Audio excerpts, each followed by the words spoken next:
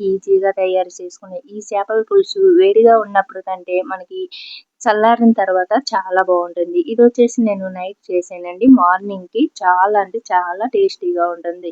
మరి మీరు కూడా ఇలాగా తయారు చేసి మీ ఇంట్లో ఉన్న మెంబర్స్‌కి అందించండి. చాలా ఈజీగా, చాలా టేస్టీగా తయారు చేసుకోవచ్చు. ఈరోజు మన వీడియోలో సింపుల్‌గా చేపల పులుసుని టేస్టీగా ఏ విధంగా చేసుకోవాలి అనేది ఈరోజు మన వీడియోలో అయితే చూసేద్దాం. నా స్టైల్‌లో నేను ఏ విధంగా తయారు చేస్తాను అనేది ఈరోజు చూసేయండి. అలాగే దీనికి కావాల్సినవి చూసేద్దాం. ముందుగా 2 కేజీలు చేప ముక్కల్ని ఇలా కట్ చేపించుకుని తెచ్చిన తర్వాత శుభ్రంగా కడిగి పక్కన పెట్టుకోవాలి. 4 ఉల్లిపాయలని పేస్ట్ పట్టుకోవాలి. ఒక గిన్నెలోకి తగినంత వాటర్ వేసి నిమ్మకాయ సైజ్ అంతా చింతపండుని నానబెట్టుకోవాలి. 6 పచ్చిమిర్చి, 2 రెమ్మల కరివేపాకు, కొద్దిగా కొత్తిమీరని శుభ్రంగా కడిగి కట్ చేసి పక్కన పెట్టుకోవాలి. ఇవన్నీ ఇలా రెడీ చేసి పెట్టుకున్న తర్వాత ఒక ఎడల్పాటి కడాయిని తీసుకొని స్టవ్ పై పెట్టి స్టవ్ ఆన్ చేసుకుని పావు కప్పు నూనె వేసి నూనె వీటెక్కిన తర్వాత కట్ చేసి పెట్టుకున్న పచ్చిమిర్చిని కరివేపాకుని వేసి దోరగా వేపించుకోవాలి. దీంట్లోకి ఒక స్పూన్ అల్లం పేస్ట్ను కూడా వేసి దోరగా వేపించుకోవాలి. ఇది వేగిన తర్వాత ముందుగా రెడీ చేసి పెట్టుకున్న ఆనియన్స్ పేస్ట్ను కూడా వేసి ఇలాగా దోరగా వేపించుకుందాము. ఇది వేగిందని సూచనగా నూనె అనేది పైకి తేలుతుంది. ఇలాగా సన్నని మంట మీద దోరగా వేపించుకుంటూ ఈ ఉల్లి పేస్ట్ ని బాగా దగ్గరగంట అయ్యేటంత వరకు వేపించుకోవాలి.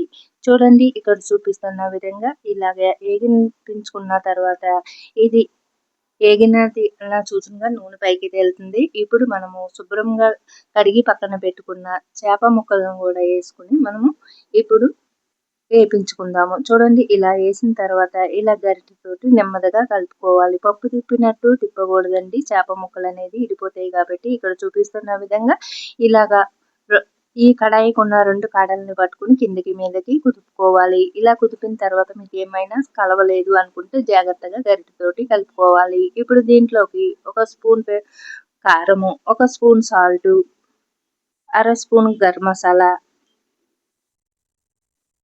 ఒక స్పూను ధనియాల పౌడర్ కూడా వేసుకుందామండి ఇక్కడ చూపిస్తున్న విధంగా. అలాగే ఇక్కడ మసాలా వచ్చేసి మన ఇంట్లో చేసుకున్నదైనా వేసుకోవచ్చు, లేదంటే బయట పీస్ మసాలా దొరుకుతుంది కదా అదైనా కూడా వేసుకోవచ్చు. ఇప్పుడు ఇవన్నీ కూడా మసాలాలు చేప ముక్కలకి బాగా పట్టించుకునేటట్టు ఇలాగా గరిటెతోటి ఒకసారి నెమ్మదిగా కలుపుకుని తర్వాత ఇలా కుదిపేసుకోవాలి.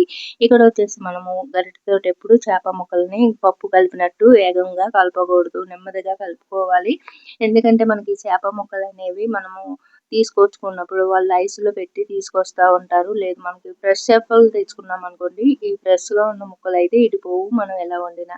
కాబట్టి మనము జాగ్రత్తగా బయట నుంచి తెచ్చుకున్నప్పుడు ఇలాగా చేసుకోవాలి.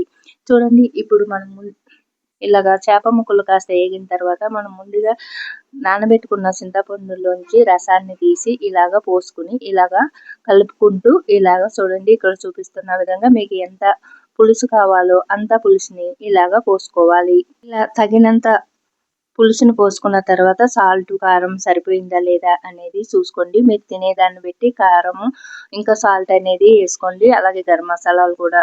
ఇప్పుడు మనకి పులుసు అనేది ఇలాగ సన్నని మంట మీద దగ్గరికంట అయ్యేటంత వరకు మరిగించుకుందాము. అలాగే మీ ఇంట్లో ఎంతమంది మెంబర్స్ ఉన్నారో అందరికీ సరిపోయే విధంగా ఇలాగే ఈజీగా తయారు చేసుకోండి.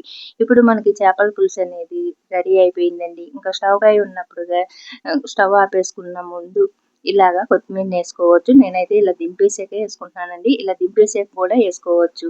అంతేనండి, ఈజీగా ఎంతో టేస్టీగా ఉండే చేపల పులుసు అయితే ఇప్పుడు మనకి రెడీ అయిపోయింది.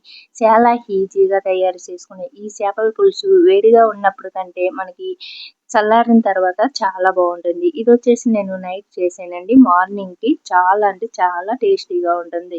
మరి మీరు కూడా ఇలాగా తయారు చేసి మీ ఇంట్లో ఉన్న మెంబర్స్‌కి అందించండి. చాలా ఈజీగా, చాలా టేస్టీగా తయారు చేసుకోవచ్చు. ఈ వీడియో నచ్చితే లైక్ చేసి, షేర్ చేసి ఒకసారి ట్రై చేసి మన ఛానల్‌ని సబ్స్క్రైబ్ చేసుకోండి.